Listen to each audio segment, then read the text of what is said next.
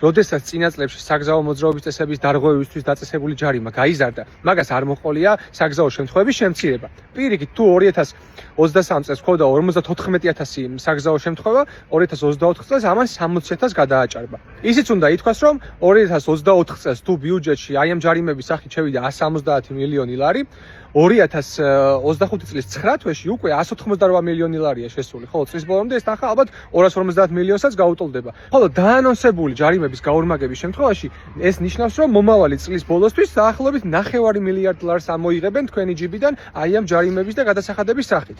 და ამას აქ ერთადერთი მიზანი, რომ მათი პირადი კეთილდღეობა დაიკმაყოფილონ.